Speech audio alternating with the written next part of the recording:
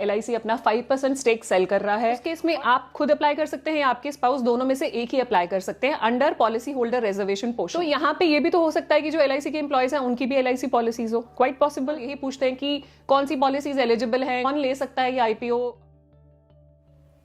जैसे कि आप लोग जानते ही हैं कि LIC का IPO आ रहा है। LIC अपना 5% स्टेक सेल कर रहा है और 13 फरवरी 2022 को draft red herring prospectus file हुआ था, जिसमें कुछ बातें बताई कि इस IPO में क्या होगा, कैसे होगा और कैसे आप अप्लाई कर सकते हैं। वो आपको जानना जरूरी है अगर आप इंटरेस्टेड हैं इसको अप्लाई करने के लिए। तो दो चीजें इसमें आपको पता ही हैं। अगर आप LIC पॉलिसी होल्डर हैं तो आपके लिए 10% रिजर्व करा गया है, कैटेगरी है which is called policy holder reservation portion. तो अगर आप LIC पॉलिसी होल्डर है तो 10% आपके लिए रिजर्व किया गया है। दूसरा, अगर आप LIC पॉलिसी होल्डर हैं और आप इस IPO में अप्लाई करते हैं, आपको कुछ डिस्काउंट भी दिया जाता है। इसका जो इश्यू साइज होगा और इश्यू डेट होगा वो एक्सपेक्टेड है, वो आपको जल्दी ही पता लग जाएगा। अब बात करेंगे कि एग्जैक्टली आपको क्या करने की जरूरत है और आपके लिए क्या जानना जरूरी है कि आप कैसे अप्लाई कर सकते हैं, कौन कौन अप्लाई कर सकता है, कौन कौन नहीं अप्लाई कर सकता, तो उसके बारे में बात करेंगे। वीडियो स्टार्ट करने से पहले मैं अपने आप को इंट्रोड्यूस करना चाहूंगी। मेरा नाम है गुरलीन कौर टिक्कू और मैं हूं सर्टिफाइड फाइनेंशियल प्लानर। हर वीक आपके लिए वीडियोस लेकर आती हूं जिससे कि आपकी पर्सनल फाइनेंशियल लाइफ इजी और हैप्पी हो पाए, बिकॉज हमारी कंपनी की टैगलाइन भी यही है, creating a wealth of happiness. एक क्विक रिमाइंडर आपके लिए, अगर अभी तक आपने हमारे चैनल को सब्सक्राइब नहीं करा है तो प्लीज डू। हम आपके लिए हर वीक वीडियोस लेकर आते हैं ट्यूसडे, थर्सडे और सैटरडे। तो आपसे ताकि ये इन्फॉर्मेशन मिस ना हो तो please subscribe and click on the bell icon also. पहला तो है बिडिंग प्रोसेस। तो बिडिंग प्रोसेस जानना जरूरी है। बिडिंग प्रोसेस में क्या होगा, अगर आप LIC पॉलिसी होल्डर हैं तो पॉलिसी होल्डर रिजर्वेशन पोर्शन में आप अप्लाई कर सकते हैं। आप अपने स्पाउस के नाम पे नहीं अप्लाई कर सकते हैं और डीमैट अकाउंट जरूरी है। तो जो पॉलिसी होल्डर है वही अप्लाई कर सकता है। एंड यहाँ पे जो मैक्सिमम बिड आप कर सकते हैं वो कर सकते हैं 2 लाख रुपए की, उससे ज्यादा नहीं। एंड वैसे तो NRIs भी एलिजिबल होते हैं IPO में इन्वेस्ट करने के लिए, लेकिन वो कर सकते हैं इन्वेस्ट, बट वो रिटेल कैटेगरी में करेंगे। Even if an NRI is a policy holder, तब भी वो पॉलिसी होल्डर रिजर्वेशन पोर्शन में नहीं करेंगे, वो रिटेल कैटेगरी में इसमें अप्लाई कर सकते हैं। नेक्स्ट पॉइंट है, अगर आपकी जॉइंट लाइफ पॉलिसी है या माइनर की पॉलिसी आपने ली हुई है, बच्चे की पॉलिसी ली है जो 18 साल से छोटा है, या जॉइंट लाइफ है आपकी और आपके स्पाउस की, तो उस केस में कैसे आप अप्लाई कर सकते हैं। उस केस में आप खुद अप्लाई कर सकते हैं या आपके स्पाउस, दोनों में से एक ही अप्लाई कर सकते हैं under policy holder reservation portion. बाकी रिटेल कैटेगरी में आप अप्लाई कर सकते हैं, वो तो कोई भी कर सकता है। तो यहाँ पे जो हम स्पेसिफिकली बात कर रहे हैं वो पॉलिसी होल्डर्स के लिए बात कर रहे हैं। तो चाहे आप अप्लाई करें, चाहे अपने स्पाउस के नाम पे अप्लाई करें। फिर डीमैट अकाउंट जो है वो आपके नाम पे, जो अप्लाई कर रहे हैं उनके नाम पे ही होना चाहिए। अगर ज्वाइंट होल्डिंग में डीमैट अकाउंट है तो उस केस में आप फर्स्ट होल्डर होने चाहिए अगर आप अप्लाई कर रहे हो तो। सिमिलरली माइनर के केस में भी अप्लाई कर सकते हैं जो प्रोपोजर हैं पॉलिसी के। पॉलिसी में 2 लोग होते हैं हमेशा, एश्योर्ड और प्रोपोजर माइनर पॉलिसी में। तो एश्योर्ड अगर माइनर है और आपने प्रपोज की है पॉलिसी, आप कर सकते हैं अप्लाई अपने नाम पे IPO में, पॉलिसी होल्डर रिजर्वेशन पोर्शन में। सेम रूल फॉलो होगा, डीमैट अकाउंट आपके नाम पे होना चाहिए। अब बात करेंगे सबसे इंपॉर्टेंट चीज के बारे में, क्योंकि काफी बार मुझे कॉल आता है और यही पूछते हैं कि कौन सी पॉलिसीज एलिजिबल हैं, कौन ले सकता है ये IPO। तो वो इसका क्वेश्चन ये नेक्स्ट पॉइंट में सारा कवर हो जाएगा। सारी पॉलिसीज LIC की, कोई रिस्ट्रिक्शन नहीं है कौन सी पॉलिसी कौन सी नहीं, बट वो पॉलिसी एक्टिव होनी चाहिए।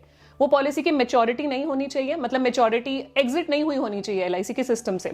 एग्जिट कैसे होती है, मेच्योरिटी से एग्जिट होती है, सरेंडर अगर आप पॉलिसी करा लेते हैं तो एग्जिट होती है, या अगर किसी की डेथ हो जाए तो पॉलिसी सिस्टम से एग्जिट हो जाती है। इन तीनों सिनेरियो में आप एलिजिबल नहीं होंगे इस कैटेगरी में अप्लाई करने के लिए। अगर आपकी पॉलिसी सिस्टम में एक्टिव है तो आप अप्लाई कर सकते हैं। और एक चीज जानना जरूरी है, अगर आपने पॉलिसी अप्लाई करी है, ड्राफ्ट रेड हेरिंग प्रोस्पेक्टस जो हमने बात किया था 13 फरवरी को फाइल हुआ है, उससे पहले आपने अप्लाई करी है और आपकी पॉलिसी इशू नहीं हुई है तो भी आप एलिजिबल नहीं है।